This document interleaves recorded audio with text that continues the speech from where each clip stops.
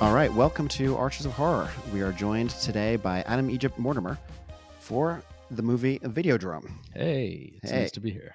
And also Rusty. Hi. So Adam, you are a director from with films such as Some Kind of Hate, the New Year's Eve segment of Holidays, and the upcoming film Daniel Isn't Real? Yes, which is a movie I'm super excited about. We're almost done. We've been on the mixed stage, and the movie will be finished at the end of next month. Oh, that's awesome. And I'm super stoked about it. I think it's, of all the things I've done, it's probably the thing I'm the most sort of proud and excited about. Dude, that is awesome. And the cast, good cast. Yeah. Well, so the cast is... Do you want to hear all about the cast? Yeah. Oh, no. My cast now? I'm just trying to set up a joke. Oh, really? What's the joke? So I saw that Patrick Schwarzenegger is in the film. Yes. Did you ever ask him who is your daddy and what does he do? No. Okay. Now we're going to do something extremely fun. We're going to play a wonderful game called Who is My Daddy and What Does He Do? And it's kind of like a evil Drop Dead Fred. Yeah.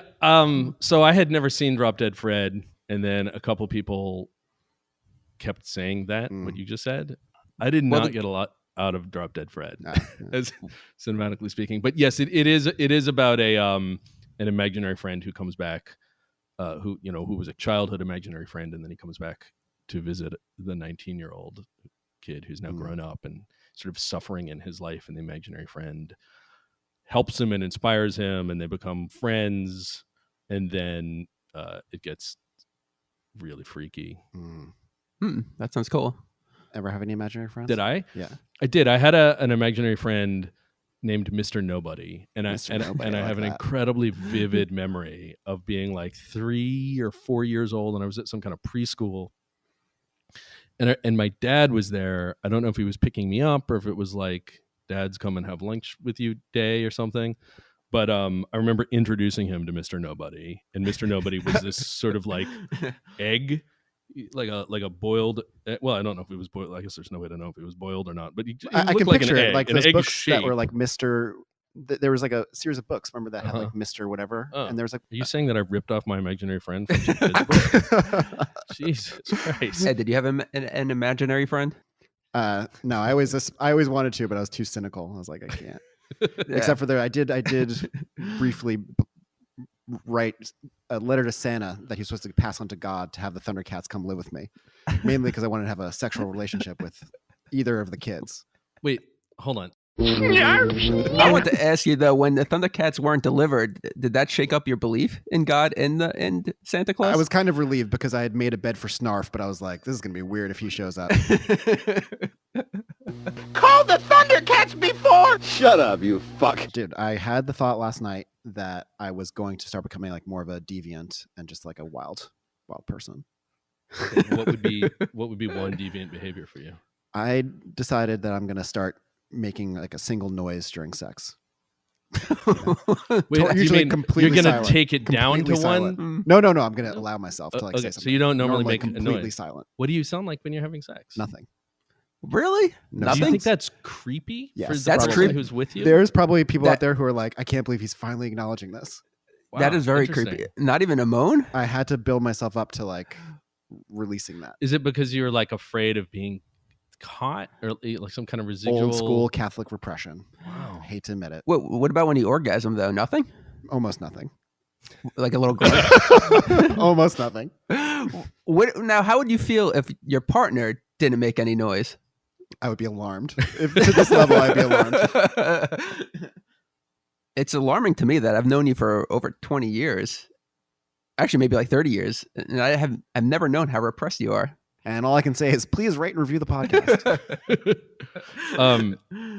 I mean, Videodrome is a movie about repression in many ways. Hugely. Do you feel like an identification with Max on the level of repression and depravity and letting yourself go too far in those sort of issues? No, I want to. I want to be more of a Max type. You want to be more of a Max type? I don't think that's the message you're supposed to take from this film. But You're almost like a Barry convex type. Yeah, I am like a Barry Convex. You want to unleash the Videodrome on the masses. You'll forgive me if I don't stay around to watch. I just can't cope with freaky stuff. Well, no, but I think that at the beginning of the movie, Max is deeply repressed, and he's, you know, this whole thing that he like. I watched it for business reasons. Is the thing he says about seeing Videodrome, and that, you know, he has this sense of total distance between himself and the movie that he's trying to sell, the movies that he's trying to sell in this imagery. Well, it's a matter of economics, Rena. We're small. In order to survive, we have to give people something they can't get anywhere else, and we do that. But when he meets Nikki, he's like shocked and horrified that she's a real life deviant. I admit it. I live in a highly excited state of overstimulation. Sort of, you know, it sort of feels like he's pretending not to have deviant feelings, and she needs to like push him until that's, you know, really sort of the moment that the movie becomes about something and explodes. Yeah. So I think, if, you know, an aspiration from the point of view of Repression to be like Max is, you know, it certainly has a map, because he starts there. Yeah, it's true. It's true. You know what movie this movie reminds me of in a weird way? Was Candyman.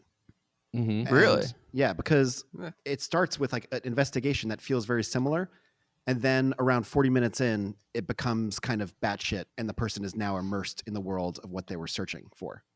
That's I mean, I'm trying to remember Candyman. It's not as fresh in my mind, but she loses agency completely with Candyman. Yeah, right? it's like there's like she starts doing things as Candyman, and you really sort of lose a sense of that character. Yeah, it's a super hard cut. Actually, it keeps me from loving the movie, as we said in last episode. You have to say that Videodrome is far superior to Candyman, though. I love Videodrome. This viewing was such a great rewatch. Be my victim.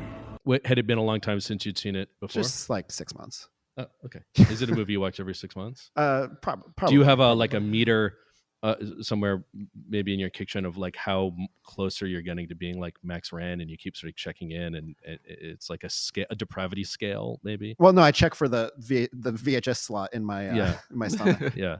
Is it there? No, it isn't. And the real fans at home were like, I thought that was a Betamax slot, which it is. I learned in the extra features. It is a Betamax, Yeah. because that was the only size of tape that could fit in the prop. Mm-hmm. Wasn't Betamax the holders for that, weren't they larger than the video cassette boxes? But the tapes are smaller? I would have no way of knowing that. He's just trying to assess your age, Adam. I really have no idea. Rusty, tell him that you bought Boulder Mountain and you're restoring it. That's how you can figure it out. Well, I already restored it. Now I'm trying to sell it. What did you buy? Boulder Hill. Boulder Hill? I don't know what that is. He's young. He's younger than us. Mask Boulder Hill playset with action figures, so you put it together. Prepare for battle. This is no innocent gas station. So, Rusty, do you have a lot of toys? Like, do you collect a lot of toys? Is this your thing? I not as much as Ed tries to make it out that I have. Let me do a quick fact check. He's got two houses, two rooms in his house that are just museum rooms for himself, which I think is cool. Yeah. I'm not judging you, Rusty. Actually, there's three, because there's the game room, the record room, and then the toy room. So as a toy fan and toy collector, what do you think about this contemporary trend of like these sort of handmade printed action figures, like editions of like one or two, where somebody finds like a super obscure character in a movie and makes it, you know, like Readful Things is one of the artists that's doing things. He'll be like, here's the severed head from Hereditary, but it'll look like a Kenner action figure or something. Like Rusty doesn't like anything modern. He doesn't even know what Hereditary is. I have to explain that. He tries to burn every film since 1990. He's like an anti-film preservationist. No, I'm into the mid 90s. You know what it is? I like to look at. I like to see what's being made, but I wouldn't want to own it. Yeah, I agree. A lot of those I feel like are more the art of the packaging, which I like. Although I have to say, I might buy those Ghost and Goblins Super 7 figures. Those are very cool. They are very cool. Very cool. From Halloween 3? So from the NES game, Ghosts and Goblins. I don't play a lot of video games, unfortunately. I wish I did, but I can't figure out. I cannot figure out how people make the time to play like like Red Dead Redemption, because you've probably also have seen all the episodes of like House on Haunted Hill, and how did you do both of those things? I don't understand that. I'm not. One of them I'm I dying regret. to play video games. The rest is confetti. You got tuberculosis. So, guys, I watched Fast Company. Oh, which was the only Cronenberg film that I had never seen before. I watched it this past weekend, and, to sort of, I don't know, jog some new thoughts about Videodrome. How was it? It's, it's such an anomaly. It's a movie from 1979 about professional drag racers. All right, teens, queens, guys, and blue jeans, this is it. The world of the drag racer, fast cars and fast company. Why don't you call me? Like, it has rock music, and it's got racers and flags, and it's like a movie that Burt Reynolds should have been in. There's literally a character in it named Meatball. They're like, Meatball, break, blah blah blah blah blah. And but it also has all of these Cronenbergian aspects. Interesting. So I think it's the movie he did in the same year as The Brood. So he had done Rabbit and Shivers, but it's got the racers are like trying to develop trying to make their car faster and faster. So it's like the racer and the mechanic, and they all have sort of a Seth Brundle vibe. We're gonna run that car, and you ain't gonna stop us. There's scenes where they're like connecting tubes to weird engine parts, and it all looks a little bit Cronenbergian. And then John Saxon plays the guy who like runs Fast Company, which is an oil company that sponsors the racers, and he's secretly telling the mechanics not to make the car go any faster because he doesn't actually care about winning races. He just wants to show up and sell the oil. So it's got that kind of like one man trying to go too far in exploration of his thing, and then the corporate entity. And there's a scene where they go to a trade show, which is something that is so prevalent in Cronenberg. He's got it in Scanners, he's got it in Videodrome. There's the opening of The Brood is almost like a trade show. Yeah. Like it happens over and over again. And he loves logos. He does a great job on logos. Yeah, everything about like corporate culture is it finds its way. And the Fast Company, it's Fast Co. in the movie, is a super cool logo. And then there is a scene where one of the racers consensually pours an entire like gallon of the oil on a naked girl who's a groupie of racers. And you're like, oh, it's a Cronenberg touch. Wow, you've totally sold me on that movie, and I never even connected that to Crash. Also, that seems like that becomes. Well, like he's obsessed with cars, and I think there was a story somewhere about Videodrome about how he was riding his motorcycle all the time when he was making Videodrome. Like, he's super obsessed with cars, and I wonder if Fast Company was he was like testing. He was like, what kind of filmmaker do I want to be? Am I going to make these like car movies? And then he was like, no, I've just had a brutal divorce. I have to make a movie about that. And that's why The Brood is such a like breakthrough for him after a couple other films. Dude, I love The Brood. I have watched it a lot recently, and it gets better and better. I agree. It wasn't my favorite Cronenberg a long time ago, and now I feel like I understand it much more deeply. And although one of my earliest Cronenberg memories is reading an interview with him where he talked about The Brood, where he talked about how it was based on his divorce. And I think that idea like totally blew my mind because I hadn't yet considered the way a fantastical horror movie with crazy ideas and mutant organs and death children, how that could just be about some mundane thing that happens to a person. Yeah, wow. And that radically affected me. And this was decades ago that I read that, but like I think about that idea has completely driven what I do now creatively. And I think it's also a really interesting window into what Cronenberg's movies, because I was thinking about that with Videodrome. It's like The Brood is about his divorce. The Fly is about what it feels like to fall in love with somebody and what a love relationship can feel like. The first 30 minutes of that movie, the chemistry is so incredible. The Fly? Yeah. Between Gina Davis and Jeff Goldblum. Yeah. You're like, if I didn't know that they had dated, I'd be like, well, they definitely fucked. I know that much. Yeah. But and when and then when so I'm always wondering, so what is Videodrome? It's like those movies are so personal, so based on a thing that we can all connect to. And what is Videodrome about? Oh my God, are you asking me? I'm posing it as a question that might be interesting to. Oh yeah, that is a good question. Rusty, what is Videodrome about? You're going to me with that? I was hoping you would have an answer for us. Well, and thank you for listening. Thank That's you for another episode if you of- can rate and review. Listen, we once got bombarded by 19 one-star reviews. Well, I have a couple ideas about what Videodrome is about. Okay, good. Unless, well, you've got a piece of paper. What's on your piece of paper? Do you think Cronenberg weird in bed? I think that's interesting because I think the movies are an examination of his fantasies in a way that that clears his soul so completely. I mean, weird in bed already. There's something.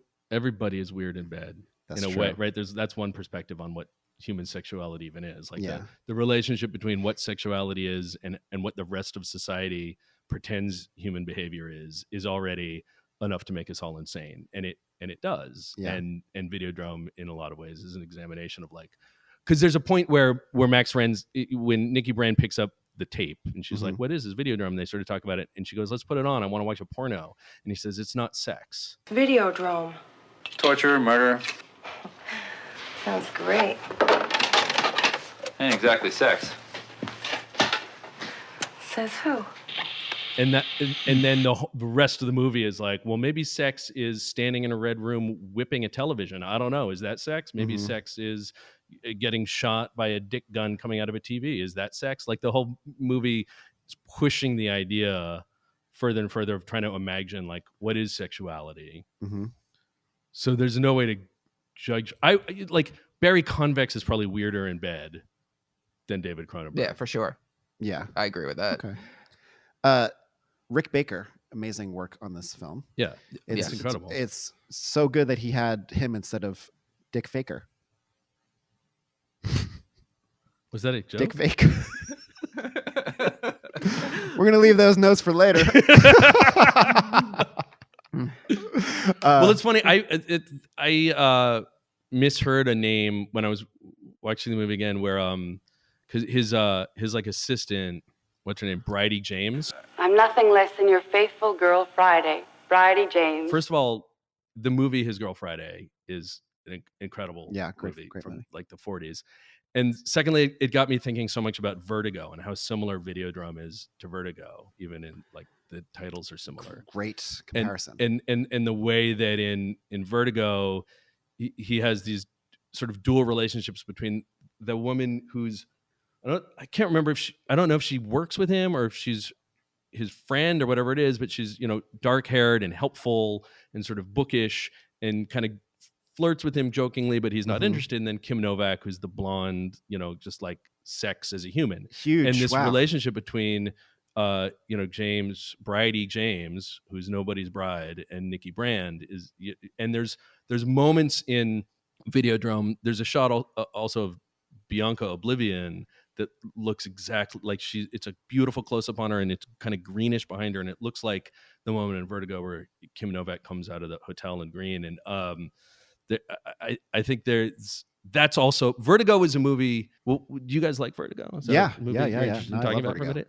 So Vertigo is obviously like a perfect masterpiece of a film, but the ability to depict sexuality back then at that specific time, at that specific like studio even, was so repressed that the movie doesn't quite get to be what it was wanted to be. Whereas Videodrome is the opposite or just explodes those constraints. But there's so much structural similarity there. How's your love life, Midge? It's following a train of thought. Well, normal.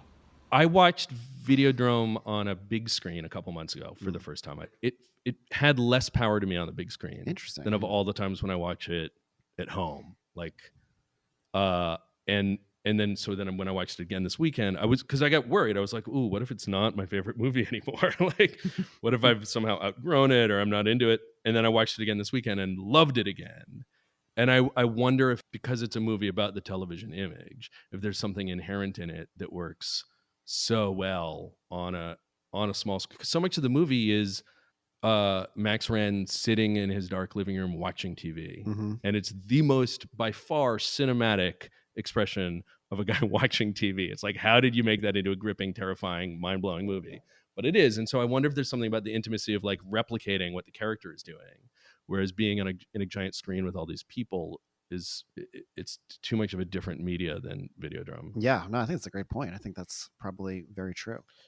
It's also, I was finding myself thinking during this movie that something about how analog it is makes like the fucked up weirdness of it more believable than like a modern thing would be. Like, I don't know if you ever read the Videodrome remake. Oh God, that's a horrible script. Yeah, written by Aaron Kruger.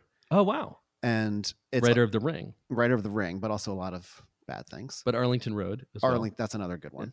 But it's so between The Ring and Arlington Road, he has a lot of experience with videotapes and paranoia. So I can see why that is true. They hired him. But is completely an action movie, and it was kind of like, it was basically just like an action movie with T2s that are organic. Like, I mean, T1000s that are organic. So there's like the agents, which are basically like the Matrix kind of agent pursuing the lead character, and they're like forming like, you know, fleshy guns, and they're just like, you know, how far can we push like making weapons out of people's bodies? But no, not a good. What do you mean about Videodrome being analog? Well, just that, like, it's if you think about now, like, we have YouTube, you can find like every billion thing on earth that you'd want to find. But those mono videos and like Faces of Death, like those things seemed like they were spawned out of like hell itself. Absolutely. Or from like some criminal. Yeah. Whereas now you can see on YouTube like an ISIS video. Right. This Frontline I saw where they showed some ISIS videos, like the production values were like insane. I was like, oh my God, like, right.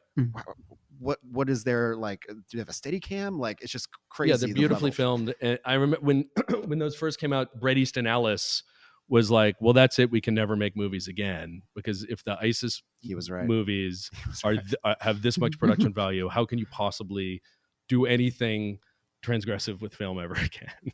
Wow. That's just like a think piece opinion. That's not a real, you know? Yeah. Well, yeah. I mean, he's a person who's of that era as well. I mean, I think American Psycho was probably even more reviled than Videodrome was, and the sort of the death threats and the, you know, the hatred that he received. Yeah, it's interesting comparison too, because it kind of aesthetically feels Cronenbergian in some ways, you know. Like, well, Cronenberg was going to direct American Psycho. Oh my God, I had no idea. He and Bret Easton Ellis were working together on it, and it's something Ellis talks about a lot, quite sardonically, because it didn't work out. But he said, yeah, Cronenberg wanted to direct my movie. He had me write an adaptation of it. He told me, make it 70 pages because I shoot 1.5 minutes per page. I don't want any scenes in restaurants, and I don't want to depict any violence. And then I'm not sure if the end of that story was that Ellis wrote it and the project didn't happen, or if he just fucked off. But yeah, there was a moment when we could have had a Cronenberg American Psycho.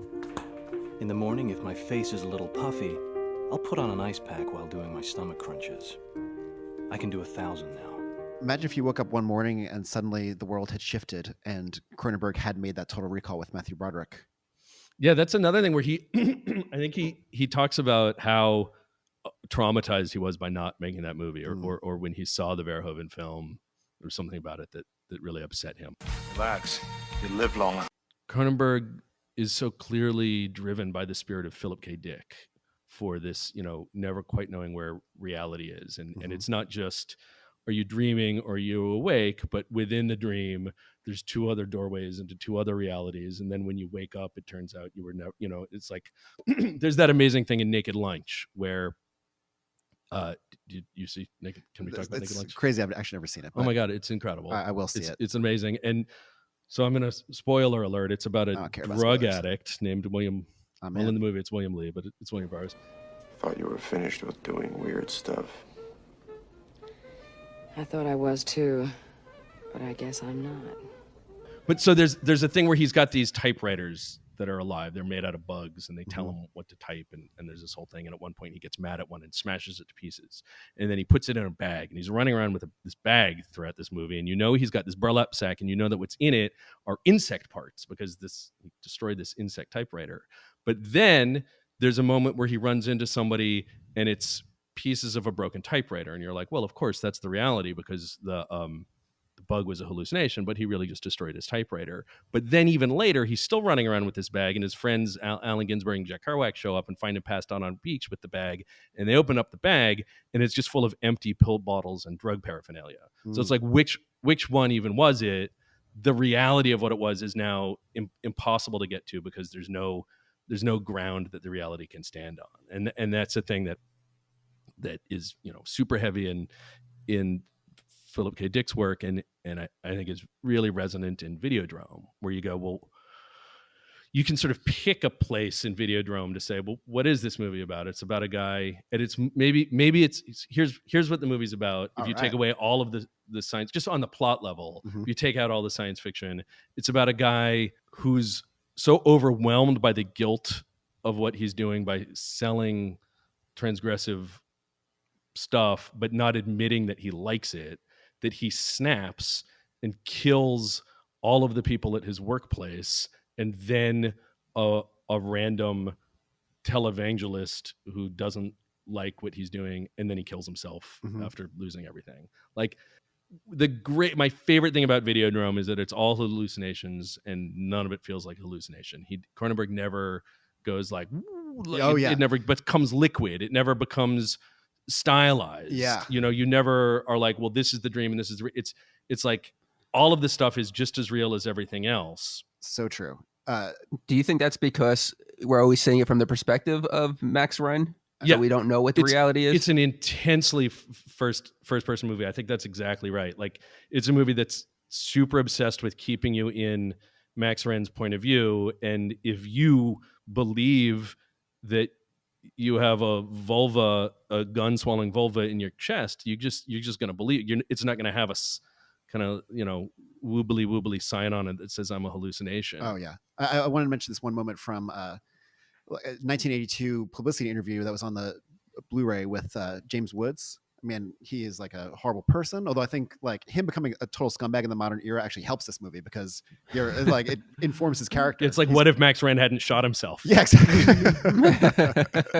But he talks pretty intelligently in the interview, and he's like, oh, the thing about when you're dreaming, the thing that's so creepy about it is that everything is normal until someone is like touching their face with their hand, and like their hand suddenly looks weird, you know, and like that's the creepiest thing.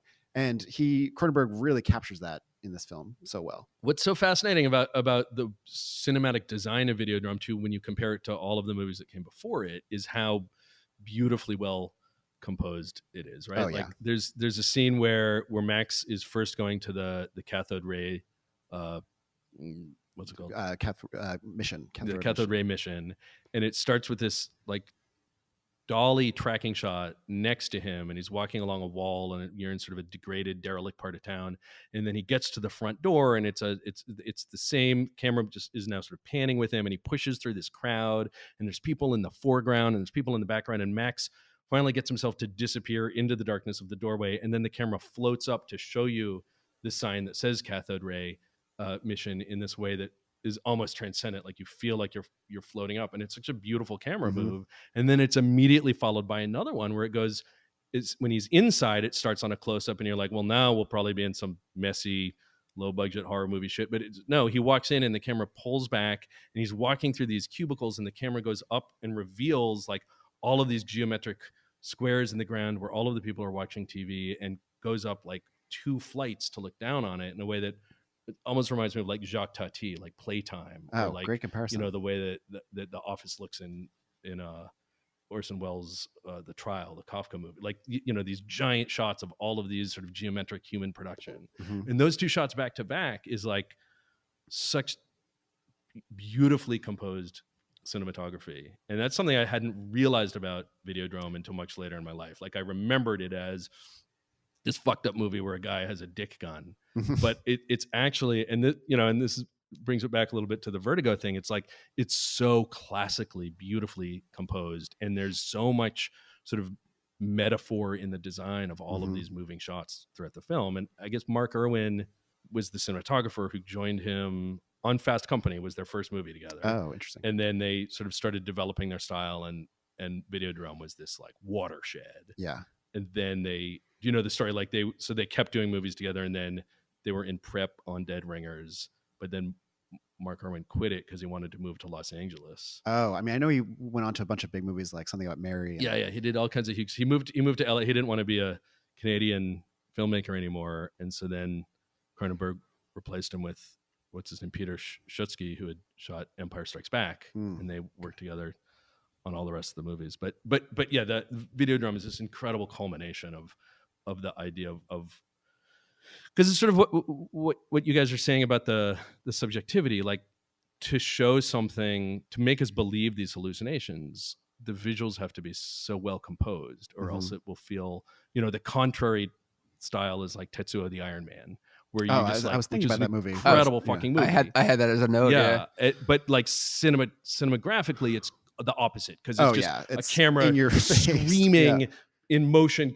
I don't know if it's even held by human hands. I think it's tied to like a fucking rope and just swung around the whole time. I remember when I first rented that movie from like Blockbuster when I was like 15 or whatever. I was just like, I don't know what to make of this one. I think the first time I ever took mushrooms, I went and saw that movie, and it was an impressive situation. Oh wow! I might. But yeah, those two poles, it's like both of those movies are about this like explosion of sexual energy and technology and strange body mutation. But in Tetsuo's case, it's like it's just the chaos. It's the chaos. Well, this is a movie about chaos, and for Cronenberg, it's always about, the story is about chaos taking over, creating ideas, creating energy, but the energy becomes contained in his sort of aesthetic modernism. Really great interview on the Blu-ray. Also, I've seen it on another Arrow Blu-ray where it's an interview with Mick Garris has with John Carpenter, John Landis, and Cronenberg, and it's right when The Thing is getting made and right when Videodrome's being shot, and Cronenberg is just like, man, you just want to fuck that guy. Like he's on a completely different level. Exactly. He's like talks so passionately and knows like what he said. You're just like, damn, that guy's like powerful. Yeah. And so I was thinking about the relation, like these Cronenbergian men that populate his movies, right? Max Wren and Seth Brundle and Will Lee, who's in Naked Lunch, and all of these movies, all these Cronenberg movies, and it happens in Videodrome, is the character really wants something from the beginning. Like he's really passionate about something. Max Wren is really from the first minute of that movie, he's like, I'm looking for something that'll break through, something tough. The moment that he is in bed with Nikki and they have this sexual experience where he pierces her ear, I mean, it's just such beautiful filmmaking that they're lying on the floor, right? And they're lying on like a sheet that's sort of the same color as the Videodrome wall. Yeah, well, it expands out. It becomes like a black kind of like almost like a barbecue grate. Yeah, no, it does eventually. But when you're first in the reality, when they're the TV is showing you Videodrome, but they're somebody is getting like electrocuted in the dick on the TV, and he's piercing her ear up, because she asked him to, and he's super freaked out by it. He's like, "Oh, this is really going to hurt. Like, this is a lot." Meanwhile, he's invested all of his time and energy into this thing of cattle prods in the ass. But putting the needle in her ear is like too much for him, not because he's empathetic, but because he's not willing to admit that he likes inflicting pain, right? But then he has this sexual experience with her, and when that happens, like, then it leads into this incredible shot where it pulls out and they're basically in Videodrome, and it's all fucking insane. But so okay, that's exactly the same thing as what happens in The Fly. The Fly starts with a guy being like, I want to change the world of transportation. I've got a thing. It's crazy. Come check out my telepod. But I can't quite figure out how to solve it. But then when he has sex with Gina Davis, it blows his mind, because in his case, he's a guy who just doesn't have sex. In Max Wren's case, he doesn't have the right kind of sex. In Seth Brundle's case, he doesn't have sex, but then he has sex. It blows his mind, and he immediately solves the quote secret of the flesh, exactly. Right? And through that like chaos of some sort of sexual explosion, he is able to now create this incredible new technology that turns his body into a horror show, which is exactly the same thing that happens with Max Wren. And another similarity is just the way that they're affected. Like, are you a big fan of The Fly? You guys like The Fly, right? Fly. We can talk about The Fly all day. So that scene where he's like pouring sugar in it, he's like, okay, I've jumped into the the never-ending pool of like primordial blah blah blah blah blah on the molecular. He's doing like the ultimate Jeff Goldblum, and he's so manic and excited. And Max does the same thing. There's scenes where he's like, oh, I don't know, I got it. He's got this like neurotic, crazy, charged up thing. And so I think the point that I want to get back to when I started this long sentence is that you're watching people who are super excited about inspiration, and that constantly what's happening in Cronenberg movies is that people are being inspired to do something exciting and new and dangerous and push beyond what they thought reality was. And when you see somebody in that state of enthusiasm, you feel that state of enthusiasm, so that even though it becomes like, Seth Brundle, his ear comes off and there's pus and, all these horrible things that you see, there's still this like energetic charge to the idea of like inspiration. I just don't think I've ever given me a chance to be me. But, of course, interestingly, at the exact same moment that I achieved what will probably prove to be my life's work, that's the moment when I started being the real me, finally. When you mentioned The Fly, I started thinking about the most recent time I saw that, I think at Beyond Fest, sometime recently on the big screen. And I was really like the first, just like before even things really kick in, like the first half hour, I was like, this movie is so well written. Like, you don't hear about Cronenberg being like such a great writer. Yeah. He's such a great writer. He's an incredible writer. And if you haven't read it, I recommend his novel Consumed. Oh, I will read that. So fucking good. And it's like, we haven't had a Cronenberg movie in a long time, and it's every bit as good. There's one really small part of Videodrome, which I loved when I watched it last night.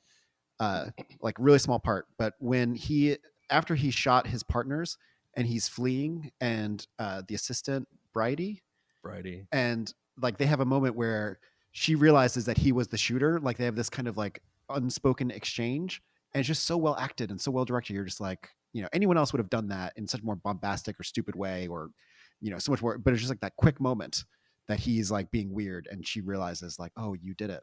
And he gives her a look like, I'm sorry. I love those scenes where he kills the partners and then he kills Barry Convex. Like they feel very real to me. Like it's very jarring to look at that imagery. Mm-hmm. Oh yeah. Compared to the other imagery of the film where it's a little bit more playful in some ways. Yeah. This just seems real. Like a crazy guy just walking into a room and just unloading his firearm into the person. Yeah, and I think there's that detail where like one of the partners puts up his hand to block the shot. And it really reminded me of Milk in like a dark way. That's what I wrote that down. Yeah, that feels so real. It was like that really, which is a real event. Yeah. Well, that's I mean, and in that scene, he's got the real gun. He doesn't have the flesh gun or the weird hand or anything. He's just a guy in a suede jacket with a gun shooting his coworkers. Facts. I love the story of the making of this movie was like they had to spend the money in like the calendar year of 81. And so they were shooting all the way up to like Christmas Eve. And like almost everything was shot in that the Cathode Ray Mission location. Like a bunch of different sets were in that place. But like the final exploding TV at the end was like the last thing they were shooting. And there was a story on the Blu-ray about how it was like real sheep guts, but they delayed when they were supposed to shoot the sheep guts. And they had just been sitting out for like a week. So like when they opened up that bag, it was like, everyone was like, oh my God. Oh my God. And then the first time they tried to blow it up, it didn't work. And it's like almost Christmas Eve and everyone's like, fuck. And people were really upset. And then like they put so much explosives into it and just like whatever the air gun thing, they like turn up to max and then it really explodes so well at the end. And yeah. Good. That's a fantastic Christmas Eve. Yeah, it is. It is. Well, it's like this book I read about Blade Runner where everyone was like so miserable on that shoot, but then like they remember it and they're just like, oh no, it was cool. It was cool. That Christmas Eve was amazing. I think the most important thing that I've learned in the past few years professionally is that the way you feel has nothing to do with the quality of the thing you're making. Oh, very true. Very true. And until you realize that, the anxiety that surrounds you when you're working on something will destroy you, because you'll be, because of course, like you get up in the morning to go direct something, it feels like the end of the world, in a way. And if you think that means it's all a catastrophe, then you can't even function. Mm-hmm. And I think coming to terms with anxiety is a natural process, is a crucial part of being a human. Yeah. I remember one time someone was like, oh, what do you think is like the best writing advice you ever got? And this writer was like, get a therapist. And I'm like, that's really is great fucking advice. There's a, did you watch The Camera? The Camera? The Camera is a 6-minute short film it's on the from the year Blu-ray, 2000. I didn't watch it yet. That comes with Videodrome. And it's basically just an interestingly filmed monologue it shot in the year 2000, but it's the same actor who plays Barry Convex. Oh, cool. And it's a monologue about how I think he says the line, photography is death, or the camera is death, or something like that, and which is, in Bianco Oblivion says Videodrome is death. But it's a 6-minute sort of analysis of the fact that anytime you film something, it dies, which the end of Videodrome part you're describing, where you see in the screen him dying, and then he does it in real life. I thought it was interesting that whatever 20 years later has got Barry Convex coming back and sort of giving this monologue about that. That's cool. That kind of, I mean, you ever watch like an old movie like Rules of the Game or something? You're just like, look at all these ghosts. Look at all these ghosts. That can be really disturbing. Yeah. When you see like these young, beautiful people who die, who lived to be 90 and then died, but then there they are. And that's, it's true with Debbie Harry. I mean, Debbie Harry, such an icon at the peak of her, not that she's not still an icon, but when you look at these pictures of her and you think, what's it like to be somebody who creates an image, and the image is so crucial to your work, and then you are not that image anymore, but the image on the film lives on forever. Mm-hmm. It's a bit like, never mind. Well, it's a bit like the weird wooden dick in Videodrome that they put in a dress. Did you notice? It's like wearing a kimono Dreams. Or something. Yeah, in Samurai Dreams. Yeah, in Samurai Dreams. No, I was going to make like we always talk about balding on this podcast, and I was about to go into a long balding riff, because Rusty, Adam has so much hair. So if we can I haven't cut it in a long time. If we can get, I got a haircut today. Grab some of it for us. It took 2 minutes. It took 2 minutes. Yeah. So I was like, how can I get Adam to be my picture of Dorian Gray, where I get like his hair? That's so true. That's so true. Looks great. What are you worried about? What's going on over here? Well, we're in favorable lighting. I can give you the tour of the mirrors. The lights are off right now. That's why. Man, that waiter who flirts with Debbie Harry, why wasn't that guy huge? No, he flirts with Masha. Oh, flirts with Masha. Yeah. Because Max is like, well, you can take a shower with me, and then she's like, actually, yeah. That guy was the like, hot so guy shows like, up. Does he even have a line? He just stands there, like. No, but he's such a weird looking guy. And also, what kind of restaurant are they in that has like this second floor balcony and like a Turkish dance? I guess it's like a Turkish belly dance.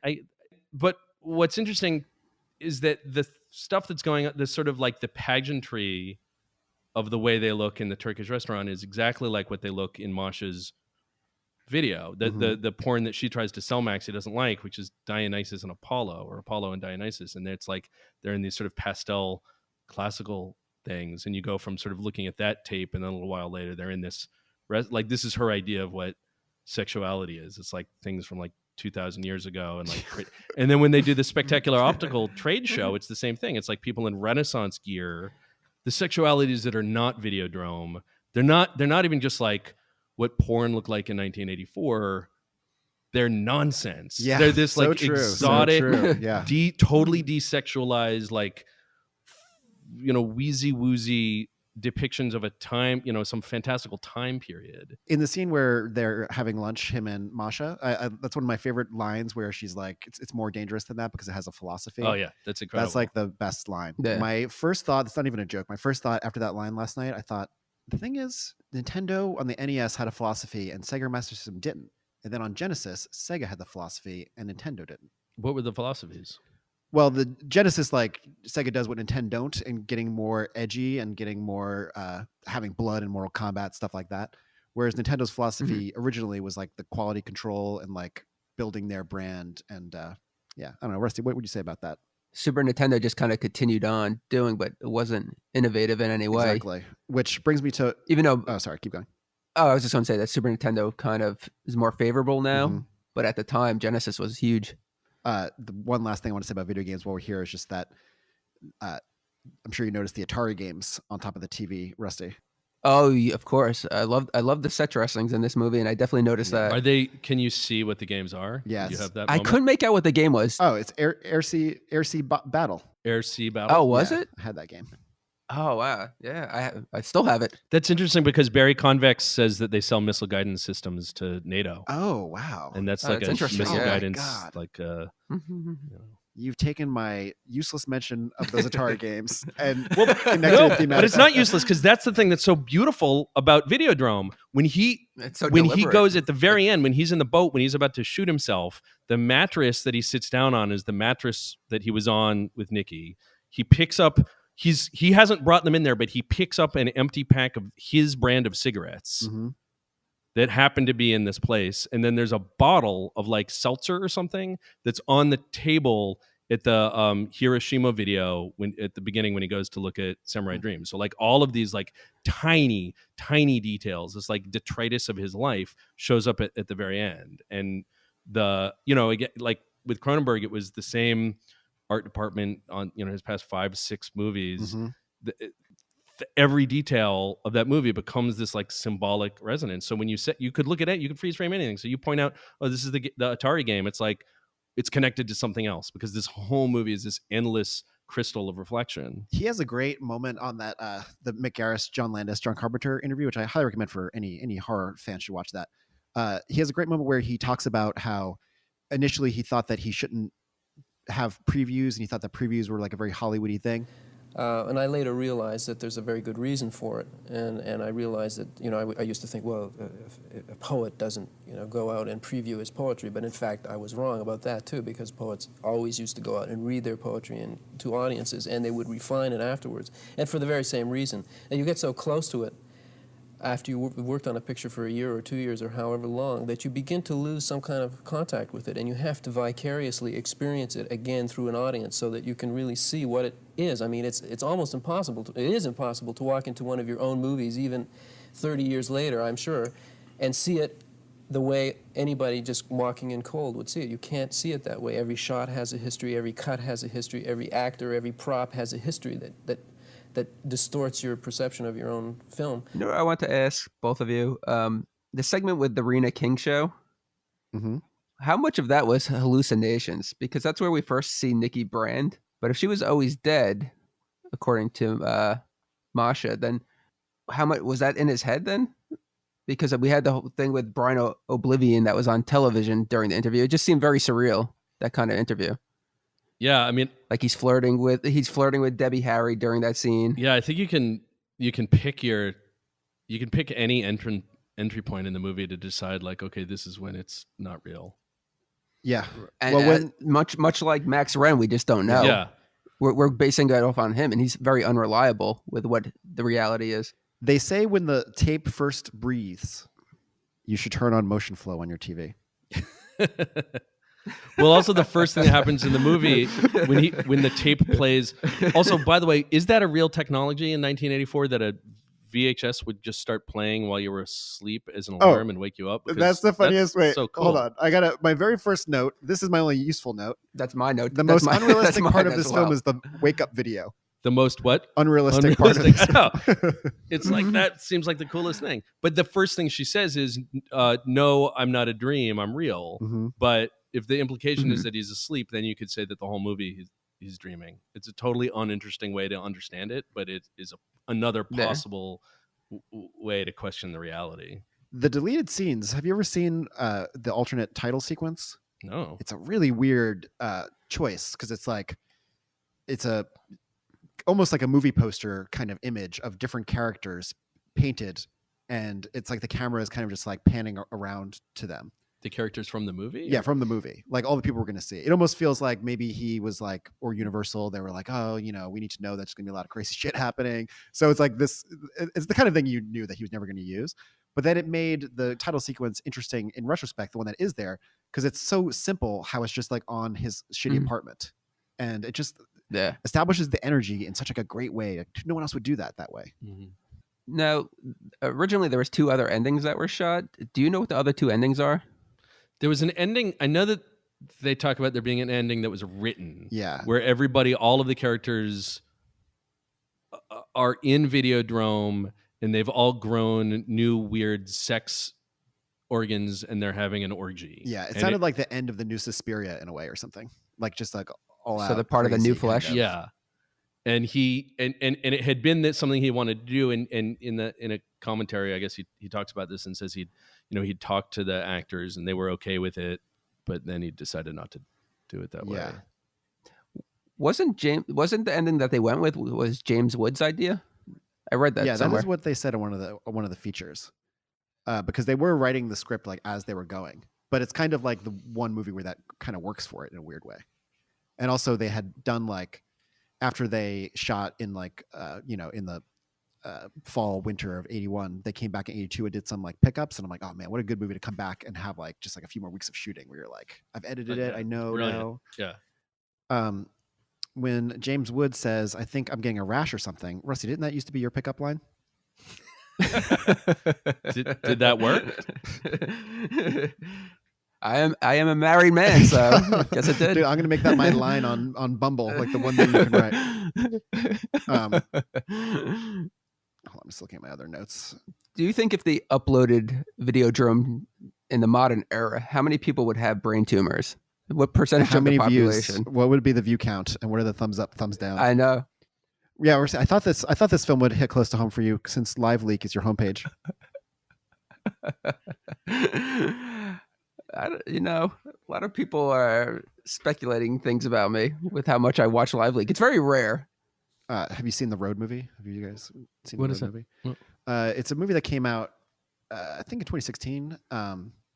It's on Amazon Prime. The whole movie is just Russian dashcam footage. Oh wow! And it's Those edited. are amazing. Yeah, it's edited and like scored really well. Like I wouldn't say it's like a Koyaanisqatsi, but it's kind of like has that feel of like a and the stuff that happens is just like, I mean, it's very appropriate for Videodrome because there's like a lot of death, but there's also just the weirdest fucking moments of life where you're just like, what the fuck? Like, that is a good point that we do sort of without even very casually watch things that basically were Videodrome. Oh yeah. Just constantly watching. Remember when Faces of Death, I had to like organize like a heist squad to get that from my local video store. And now it's like, it's so casual that you would see someone like, oh, here's a video where like a bunch of people die or, yeah. You know. Videodrome's tame by today's standards. There's much more horrific things easily accessible. Okay, here's kind of I actually do think this is true, but when they say the video word made flesh, don't you think that's Trump? Is he a video word? Yeah. Well, I mean, I felt a strong sense of concern about fascism in the movie, right? Like the Spectacular Optical and that whole crew. So I wrote down what Harlan says when he gets all mad and sort of discloses, and he says North America is getting soft and the rest of the world is getting tough. We're entering savage times. We intend to stop that rot. Right. So yeah, that's sort of a Trumpian speech. Oh, completely. But it's also, it reminds me of so during the rise of the Third Reich, they had this concept called degenerate art.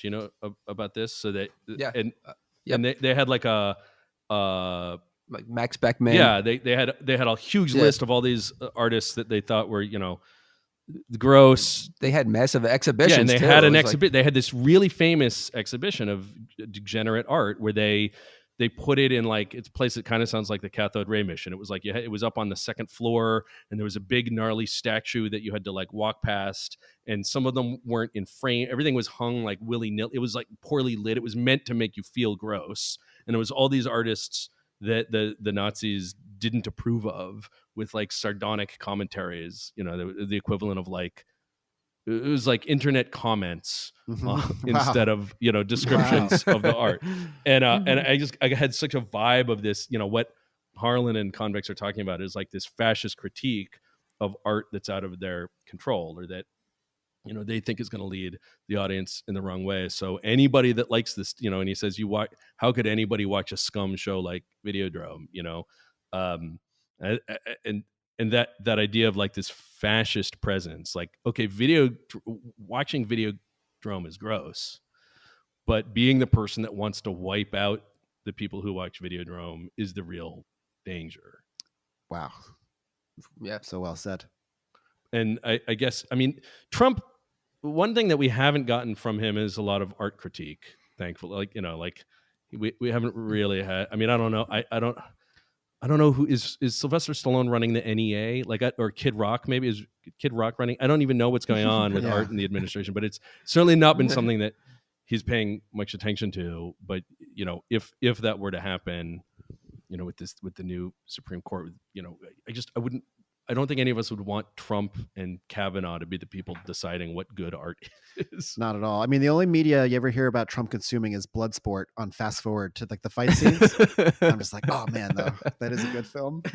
So maybe Jean-Claude Van Damme is running the NEA. I don't know. He seems pretty cool on his Instagram. I feel like he wouldn't do it. Rusty, were you a big fan of degenerate art? All those guys? Yeah, it's a lot of that German expressionism. Yeah, I love it. He meant Bloodsport. He's the American shithead who makes tricks with bricks. Was that movie contemporary with Videodrome? When did Bloodsport come out? Oh, it's like 88. So it's a little later.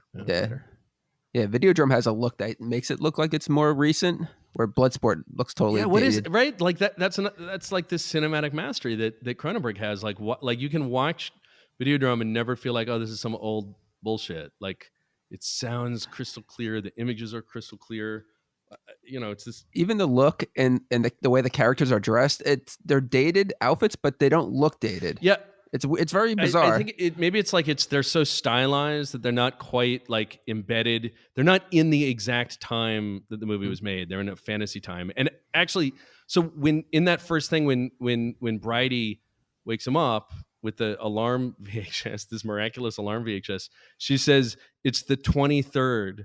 Today is the 23rd. Blah blah blah blah blah. But she doesn't say what month it is or what year it is. So there's like, I think that speaks to what you're saying about like sort of the costumes. It's like there's an incredible specificity, but it's not locked to any actual time. It's so interesting you said, because have you watched the trailer for Videodrome, the original trailer? Rusty, did you watch the trailer of that? No, I know a little about it. Yeah, because I know we never like watched it on as we're recording. Maybe we'll just have this like in the background, but it's like super MTV. Oh my god!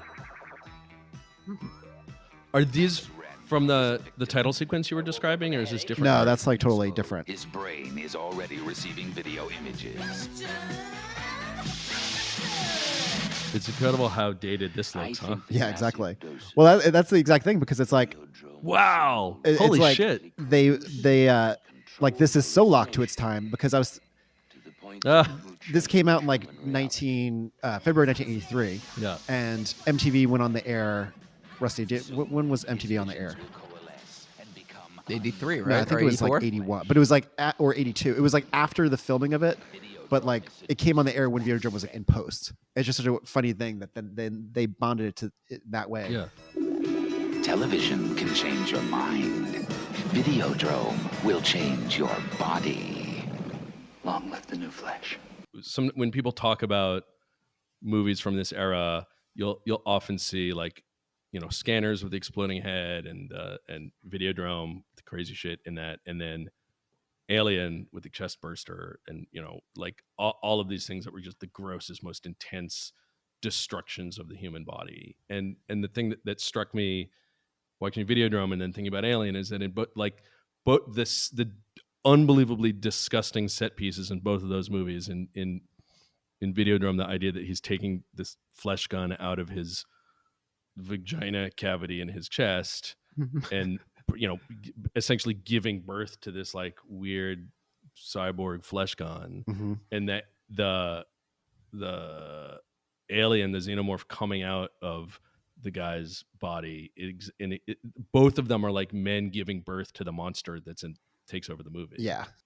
And I don't know if this is related. The idea of Max being like a mother to or he's like feminized by the what happens under video, the new organs he grows, creates this kind of like feminized thing. And you probably on one of the commentaries and in the book that we both read about Videodrome, there's this brilliant moment where James Woods gets so mad about wearing the prosthetic all the time. And I read that. And at one point he says, I started this movie as an actor and now I'm just the bearer of the slit. And Debbie Harry says, now you know what it feels like. Wow.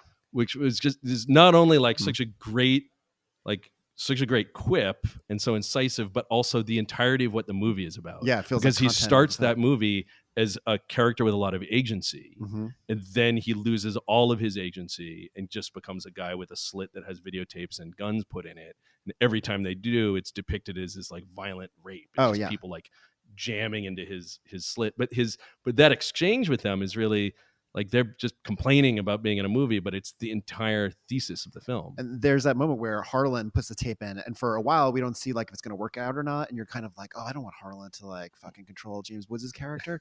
And then he pulls it out, and it's like that potato masher grenade, which looks like kind of like a dick with like some kind of it's problem. The weirdest thing. Like, why is that a World War like I grenade? It's like it could have been anything that he puts on that. I have so much trouble even understanding when I'm looking at it. It's like, so his hand gets chewed off, and then the grenade gets jammed into the stump. Yeah, like, I only know it's a really busy internal organ. That's true. That's working overtime. I only know it's a grenade from like the stuff we've read about this. Yeah. Well, because it's a hand grenade. Oh, well. Oh my! Hold on. Can I need to have a drink of water. What? This is completely random. But did you see Scanners at Beyond Fest by any chance? No. Michael Ironside did a surprise Q&A after, and the person asking him the questions was like, oh, how did you prepare for this role and everything? And so dryly and like a matter of fact, he's like, well, my sister has these powers, you know, she'd make stuff float around the room, and like he talked about it so and I was like, wait a second, like the guy didn't follow up on that. I was like, if that's true, then everything we know about life is totally wrong. And it's funny because I had forgotten, and then I was like, wait a second, that was the weirdest moment of Q&A. Like, man, he was really committed. Oh, but that also reminded me, I was going to also, James Wood not wearing the prosthetic reminded me of how he didn't want to wear the kind of VR helmet. Right. Because he thought he was going to get electrocuted. Yeah. And so it's Cronenberg wearing it. And it's funny because then when I thought back to that scene, I was like, oh, you can kind of tell that's Cronenberg's body. It's like very Cronenberg. And it's also so brilliant that he's doing that, because I feel like, you know, if you imagine that this is a movie sort of about Cronenberg examining his own fantasies. Yeah. Right. Like after 4 or 5 movies where he's being told he's a fucking creep. So he makes this internal movie where he's like, no, here's what are my darkest fantasies and why do I have them and what is reality? The very scene where they're analyzing Max's dark fantasies so that they can control him better is David Cronenberg, you know, sort of looking at what his own work is and what his work means, and then it's actually him portraying the character whose images are being shown publicly, which I know he didn't want to do, and it wasn't on purpose, but it becomes almost, it reminds me of like Synecdoche, New York. Oh, you know, interesting. This is such a new question, but along those same lines, when James Wood goes into Spectacular Optical and he tries on the glasses, is that like a reference that he's like Cronenberg? He looks kind of like Cronenberg in the glasses? I don't know. I love that scene. Like that's such an incredible, like human scene. You know, it's another one of these things where it's like you think of movies from the 80s about, you know, exploding eyeballs and shit. And it's like, they're never as human as that thing when he's just fucking around. You know, he's on this like but it so comes from his character. Like he's just busy and interested and sort of an aesthetic person. And I love that scene. Me too. I also love the small detail of like the sticker on the back of the door. This Spectacular Optical sticker is like so beat up. It's like the blockade runner from Star Wars. It's like a lived-in universe. What does the sticker say? It's just the sticker for the business, but it's just it's so ripped up. It's like they've been there forever. Well, there's so many incredible doors in this movie, right? Like the like he's constantly walking through doors. The one outside of Harlan's office says like danger, right? Like big in red is like danger, and then when he goes on the boat, it's like keep out. Like everywhere he turns, there's a door that's like definitely don't go through this one, and then he goes through it. It's very like Bluebeard's closet, like don't go in that closet, and then he does go in and ends up dying. Yeah. And that story is always from the perspective of Bluebeard's wife, and it's almost like he becomes a woman with like the slit in his chest. Yeah. Boom. And he's also all of the fantasy violence in the movie is him committing violence against women, but the people that he articulates the violence on are all men. which is I thought it interesting. You know, Oh, the that's only huge. people you ever see him That's- wow. slapping, whipping. When he it's slaps the Masha, assistant, it's that's Nikki, such a and striking it's moment Bridie, where I right? was The like, three wow, women like, who are in the that's movie freaky. all have this like very intense piece of violence that's not real. Yeah. But all of the men in the movie get fucking physically destroyed by him. That is so interesting. That is so interesting. I just was going to say before that with James Woods, when he was trying on the glasses, he's just such a likable character in some ways. Do you think that's deliberate, or is that just James Woods, like his craft, bringing it to the movie, that he's likable? Well, what is it that you like about him? Like just as he's trying on the glass, it's just like such a subtle thing that's kind of like you would do that too. Exactly. Like you see yourself in him. Yeah. Right. I think he's designed to be a human being. Like that's what makes a movie character somebody that we care about. Is, you know, they could be a total asshole, but if they're a human being, you know, if you have a scene where they trip over their shoelaces. I have a random fact for you. I don't know if you're aware of this, but the actress that plays Masha, Lynn Gorman, she was on a show, a TV series called Friday the 13th back in the late 80s. Do you remember that series? I remember it very well. Wasn't that like a horror anthology, but there was no Jason. Jason. It was like it took place in like a junk shop, and everything in the junk shop was evil. Had or like something? a story, yeah. Yeah. It was almost like if you made a show of like the Warrens' closet of like paranormal things, and like each thing was like the scary doll, you know. The Poison Pen was one of the titles of the episodes. It was funny because it was like you know, when you can't get the real drug and you're like doing like the methadone. It was like it was the bath salts. It was like, yeah, exactly. It was like that was like the barely anything, and then like Freddy's Nightmares was like, okay, I got a little Freddy. He's like doing the intros and like the prequel episode in the first one, and then like, you know, the proper anthology shows that you're like, okay, those are good. What are your guys' take on Freddy vs. Jason? I like it. I don't know. It's hard to say. It's so dated. I did recently read the book about the making of that, and it's an amazing story. Really good book. But yeah, Rusty probably doesn't like it. Oh, really? It's too contemporary. I've never seen it, so yeah, I know. Oh my god! I think it's amazing. I think it's really, yeah, because what they do that's so brilliant is that Jason's origin story was that he was a little boy who was, you know, bullied and died, and Freddy is a man who tortured and killed little boys. So when you get them together, like there's like a moment in that movie where Freddy sort of makes Jason become vulnerable and scared and turns him into a little boy to control him. And it's so based on who their characters are. And it's the first time in like 30 years of the franchise where you actually sort of feel bad for Jason, and you can see him as a person, and it makes Freddy seem more evil, and it makes Jason become almost, you know, likable because he becomes this sort of like human that you can relate to. It also has like such a gonzo kind of element where Freddy's directly addressing the camera, and it's like, what is this, like Richard III? And he's just like, I'm gonna go start some trouble with Jason. See you soon in the next scene. And you're like, okay. One merch item I was thinking of you can make from this is a Videodrome candle. Just pass by that one. What would it be like? Well, it would look very Videodrome-y. Would it be a cassette? It would be a tape cassette that like melts? That's something. Yeah, it could look like a Betamax tape that melts. Mm-hmm.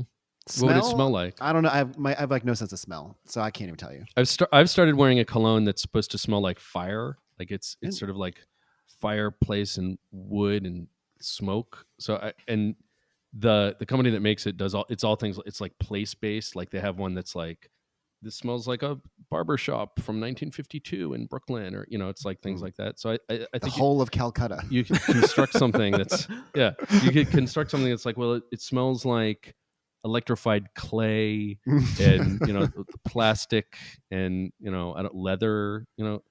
It's like, I don't know. I'm wearing the Videodrome cologne. I'm opening with, I think I'm getting a rash. Why is this not working? Somebody out there that will love that. Why don't they want my right person? Silent sex? Do either of you know the posters that adorn the walls of Civic TV? Are they real movies? One of them is for like a band that is, I wish I knew the exact fact, but like Cronenberg's Friend or something. It's like a random. I'm like, oh, that's such a nice. But there are like there's like Blood Beach or Blood Beach adjacent, maybe Blood Peninsula, something, right? Like are they the movies that were produced by whoever some Canadian. I don't know the answer, guys. This does remind me of a completely random story, which maybe I'll just tell real quick. Yeah. Rusty, have you ever told the story about the racquetball guy from the racquetball league with the posters? Okay. No, definitely not. So I used to be in this racquetball league full of like the craziest characters. And this one guy was like, hey, I'm having a birthday party. You guys should come to my birthday party. We go to his birthday party, and the only people at this birthday party, which is a very, very nice house in the hills, like clearly like a $3 million house or something. The only people at this birthday party are people from the racquetball league, his estranged father who's seeing him for the first time, and his wife, who is a much younger actress of some note. And I was like, what the hell is this scene? That you'll get why I don't mention the actress's name. Then he takes us like into his office, and he's like, yeah, this is where the magic happens. And there's all these framed movie posters from movies that he's made. But the posters are all like, if someone was like, Adam, like come up with a movie poster like in the next 10 seconds and come up with a title, and you're like, betrayal at midnight, and you're like, a guy, a gun, and you're just like, okay. And like all of the movies, I was like, these movies all look fake. Like they weren't real movies. Like they weren't real movies. And then I looked them up, and almost all of them like had no record of it having existed. And you know, they're on IMDb, but like no ratings. And it's like, how does it get like 10 like the crew or people rating, you know? And the only one I could find that was real, his then wife was in it, and she had been 9 years old in that movie. Whoa. So make of that what you will. All right. Well, I guess that is the end of the show.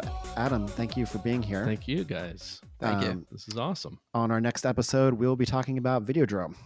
And it was a running joke that our next episode was going to be Videodrome for like 3 episodes in a row. It was Howling 2 for the... And, well, that ties in. I mean, that's how Videodrome ends, right? Like you see it on the TV. Mm-hmm. I mean, in the movie, it's on the TV, and then he does it.